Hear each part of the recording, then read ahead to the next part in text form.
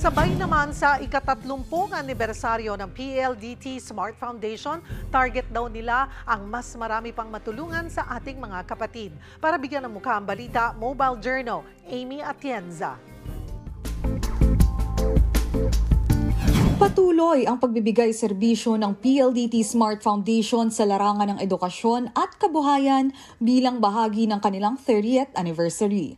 Dinaluhan ng iba't ibang Board of Trustees at partners ng PSF ang naturang selebrasyon. Kabilang dito ang Alagang Kapatid Foundation, ASA Philippines, Photon, Huawei, Fiber Home at Maya.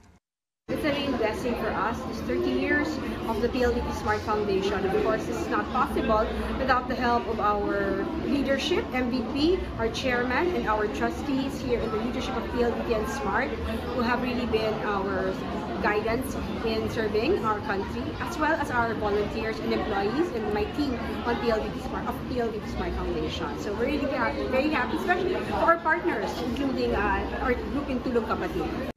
Una ring inilunsad sa selebrasyon ang multimedia van project ng PSF na kinilala bilang Extraordinary Mobile Library. Layunin daw ng digital track na ito ang mabigyan ng oportunidad na makaranas ng online learning resources ang mga Pilipinong mag-aaral. Dagdag pa rito, iikot sa iba't ibang lugar at probinsya sa Pilipinas ang nasabing mobile library. Kasama sa solar-powered truck na ito ang ilang mga libro, laptops, tablets at telebisyon para sa pagpapalawig ng edukasyon sa bansa. Actually, this is a fruit of our experience of seeing several models, and of course, because we see the needs on the ground. We have seen how our students lack this basic equipment and the connectivity. Tampok din sa anibersaryo ang Food Smart Cart sa TID ng PSF at ASA Philippines. Kasama ang Alagang Kapatid Foundation, maaalalang una nang nakapagbigay ang organisasyon ng mga food carts sa beneficiaries mula Marikina at Taytay Rizal. Higit daw na makatutulong ang mga food carts na ito upang makapagsimula ng startup business, isang pagsuporta sa micro-enterprises sa bansa. Pero ang maganda, hindi lamang ito basta food cart. Makapagbibigay din ng cash-in at cash-out services mula Maya ang makatatanggap nito, kasama ang libreng cellphone mula Huawei. At sa pagpapatuloy ng serbisyo ng PSF, plano nilang makatulong pa sa mas maraming Pilipino.